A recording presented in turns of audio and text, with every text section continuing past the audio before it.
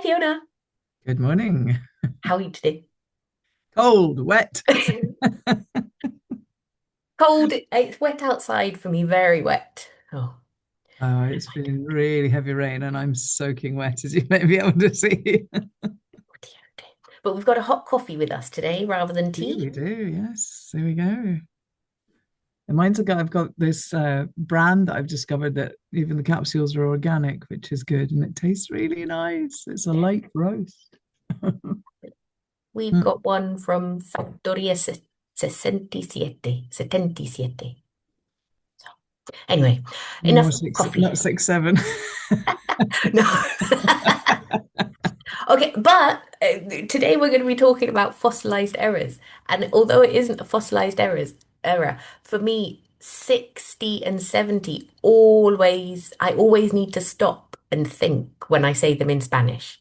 Right. Like it's one of those things I've lived in Spain for 20 plus, 25 plus years almost, and it's just not in my head which is which. Or it's there, but I need to concentrate to make sure that I say the right one or Yeah. correct myself. And how do you know what we're talking about today? Yeah, sorry. Oh dear. Well, we are talking about that, but I'm supposed to be asking the questions. Um, but before we, sorry, you just reminded me that, the whole concept of fossilized errors. Yeah, this is it. Habits more than errors. Because listening to you saying that about Spanish, I actually have one in English. Um, it's really weird. I never say, and I have to really think about this to say it correctly. Bilingual. I always say bilingual, Ah, and I don't know why. And my sons are bilingual.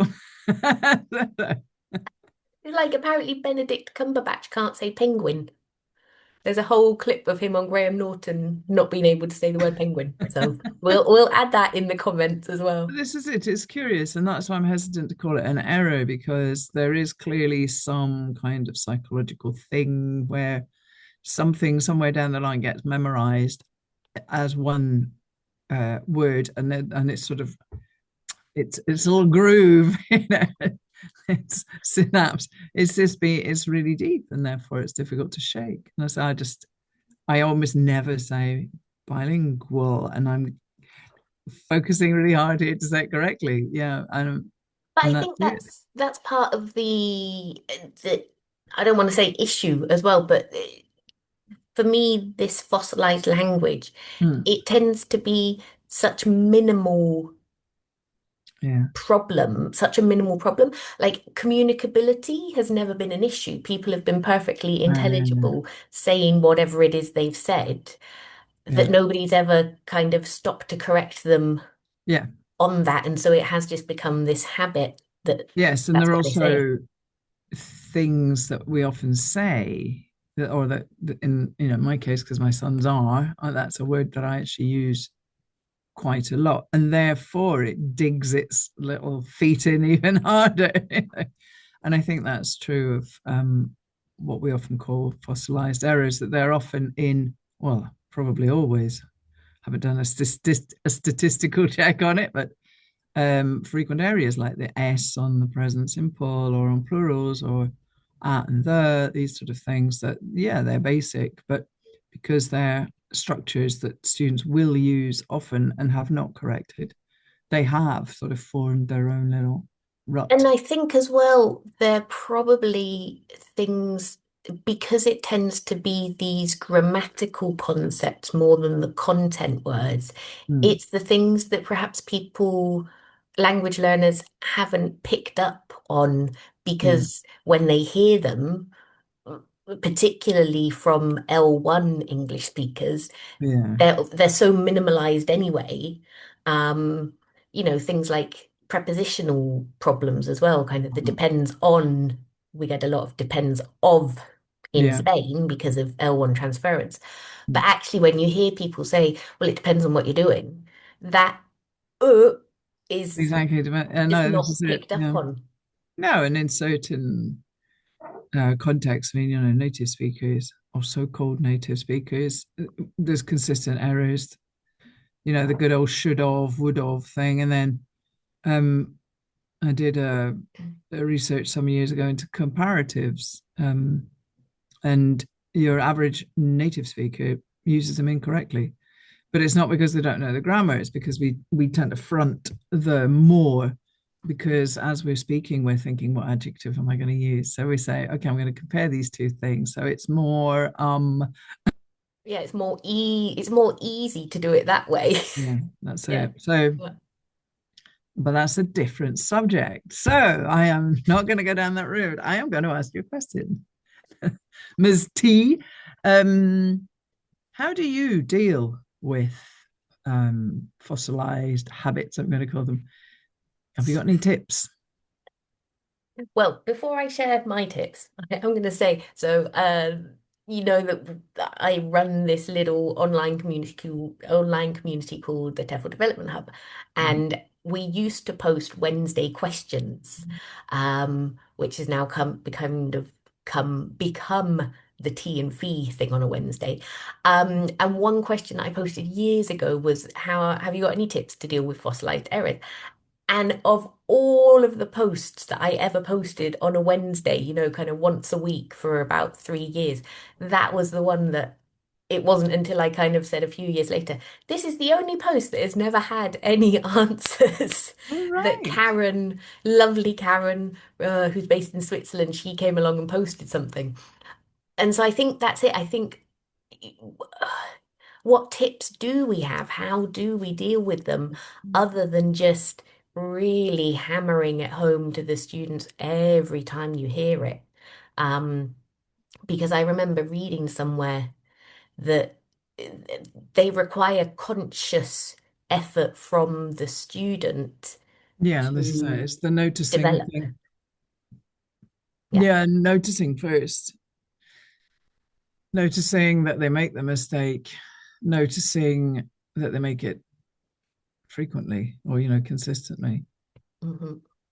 and then thinking about, how and why. But anyway, yeah, but what do you actually do? I mean, do you deal with it, or do you just kind of wait until it sorts itself out? Because it does No, no. tend to with time, but a long time frequently. Yeah. So, like you say, a lot of it is about noticing and just kind of awareness raising.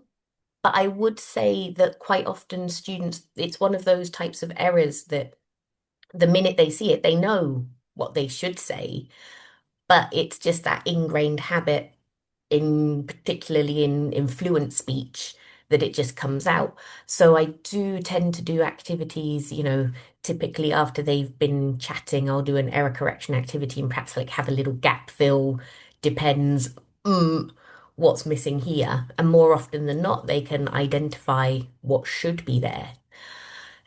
I mean, one thing I did a few years ago when I was doing my Dip Tea Soul, one of my projects was on accuracy versus fluency. And so I had little cards on sticks. So I was doing much more on the spot correction, even in kind of fluency activities, because I wanted to see whether if I did that on the spot correction, if students would self-correct and if it would lead to any noticeable change. I think at the time, probably my scope was a bit too wide. I think I should have focused on, for example, the third person S and Yeah, kind of really hammered that home and then focused on something else. I think that's it as well. It needs to be something that happens over a period of time, and maybe students really need to focus on that one habit yeah. that they need to break. That turns it into an achievable goal, doesn't it? Rather than Let's fix everything. exactly, yeah, this is it. Yeah. Yep, yep. And I mean, what do you notice? Because obviously I'm very familiar now with the kind of L1 transference for Mm. Spanish speakers, and now that I'm working a lot with Italians, I'm beginning to notice a lot more of those. What are the typical problems for your learners? Well, there's the pronunciation ones. But apart from pronunciation, which yesterday we had a bit of a breakthrough, and that was good actually, because I was going to say this. I think to an extent, fossilized habits are linked up to the intermediate plateau. Mm-hmm. Personally, I think once they sort of break that habit and they realize that now they're getting it right, that kind of, it's almost like a little shove that pushes them off that plateau and back on the track to progress. And yesterday we had a bit of a breakthrough with that with one group, which was good. Um, and so pronunciation, and then there's the definite and indefinite articles and tenses. Some of the tenses, will and going to. They're not too bad. I mean, they tend to use present and past pretty indifferently. They swing them around either way, but that's not quite the same. That's it's almost like a lack of awareness. And so once we've dealt with, okay, this is when you use the present and this is when you use the past, they Mm-hmm. do, because I think conceptually it's fairly clear to them. Mm-hmm. Future less so. But yeah, no, the main ones would be at and the, and then the S's. And the S's is both a grammatical issue and a pronunciation issue. Yeah. Yeah.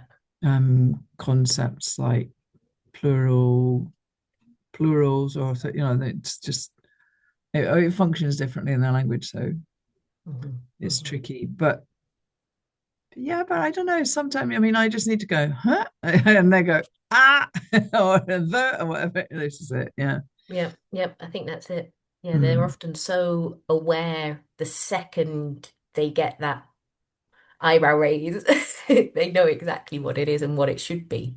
Yeah, yeah. Um, yep, yep. But I do And think it is linked to the plateau. mhm, I think there's a correlation there that they feel that they're not getting over this habit. And they know they've got it. So I'm going to put my scarf on because I'm getting really chilly. um, yeah, that they know they've got this bad habit and they struggle to mhm. break it. But yeah.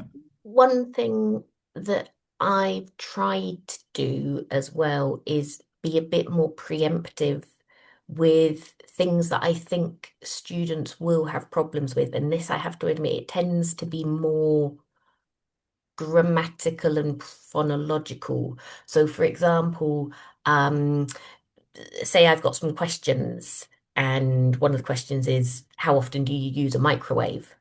Mhm. I'm 90% sure most of my students are going to say microwave. Yes.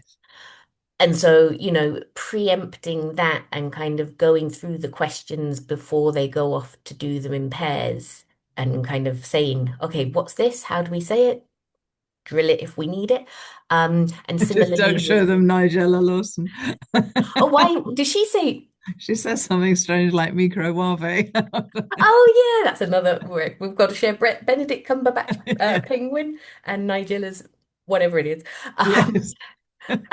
and so, yeah, and then as well, it kind of grammatically, if there's any sort of questions where I anticipate that, particularly around verb patterns, whether they'll use an infinitive or an ing, I might kind of just highlight to them there as well, just because I know, again, they tend to be problems from L1 transfer. Mm. So if I can remind them before we start, then hopefully they'll use the language more accurately and not then get to the stage of building habits.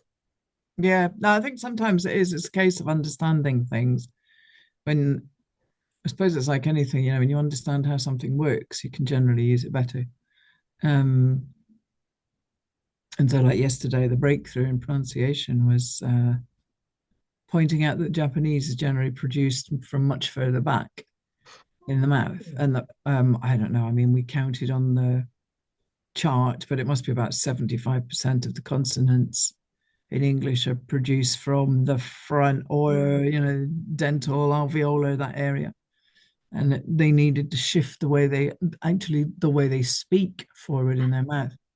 So we sat, and and you can hear it when I speak. Being Scottish, particularly, my voice is from slightly further back than most, say, Southern English. So I sort of demonstrated how I would be speaking if I was speaking from the back, and then from where I do speak, then I moved forward the front of my mouth. And they tried doing that. And then once I said, right, now shift to the front speaking English, I don't know, but magic happened. Cool.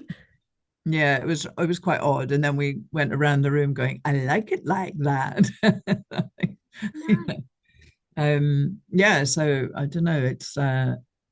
It's like understanding the mechanics of it. And that works with grammar as well, I think. Mhm, mhm, Rather than just say, oh, we use it then and then, it's delve into some of the aspect stuff that we might have done when we did the diploma, or what mhm, it was called now, the Delta. Um, and share that knowledge, that kind of understanding of, well, it's not related to the past exactly, it's related to, that sort of thing. Um, I've found that, I've given some grammar explanations recently on at, on, and in, like in depth. mhm, um, Always like telling the story of, what the at words have in common, and the ons and the ins, and for time and place, that is. And then they're all kind of going, oh, and they remember that, and because they remember the lesson, then they'll kind of catch themselves as they're going to say it, and then they'll use the correct one, mhm. which is good. So it's about making things memorable Yep, yep. and overriding that almost nervous tick. It'd be like me. I'm beginning to move towards saying bilingual because I've become aware of the fact that I say it wrong, and so I. Mhm. um, as for penguin, I don't think I have a problem with penguins. No. And I think that's what's surprising. Everybody kind of goes, how can you not say the word penguin? But it's Yeah. really funny to watch. Yeah. I don't say student very well. Ah, Yeah, it comes out as Stuart sometimes. But anyway, yeah. And I mean, I think, like you were saying as well, there's definitely words that we use as L1 English speakers hmm. that takes us a second to remember ourselves. Like Oh for yeah, me, occasion. I swear, I even looked it up the other day to make sure I'd spelled it correctly. or spelling, yeah, Yeah. accommodation. Yep. And now I can remember broccoli because of Spanish. All Because right. if it was double L, it would be broccoli. Yeah, yeah, So that's how I remember now. But yeah, it took me years to kind of think about that. So yeah, we yeah, even in our first language we have things that yeah, nos sticky cuesta. points. Exactly. Yeah, yeah. No, I mean, I think we mentioned this. I don't remember which episode it was. It was one where your little tag said something about being perfect. There's no point in aiming for perfection. Um, it's all about communication. However, those fossilized errors do matter if they're doing any of these exams. Um, in general conversation, they rarely affect comprehension. If there's a tendency to mix present and past, that can. But missing S's off the end of a third person simple is not really going to affect. But then it's the exam thing that's the problem. So Yep. yeah. Well, I'm very much looking forward as well to doing the promo stuff for this because I love dinosaurs. So I'm going to see if I can find like a nice fossil again to use for the picture. Fossil. I'm a fossil. No. Awesome. Dinosaurs. Fabulous. Hello. Well, we'll be back again next Tuesday with another episode. We have no idea what we're chatting about yet, but and thank you everyone who We gave have us a any list new already, though. We ideas. do have a list. Yes. Right, well, warm up and hopefully you'll be a little drier next week. I hope so. Bye bye. Bye.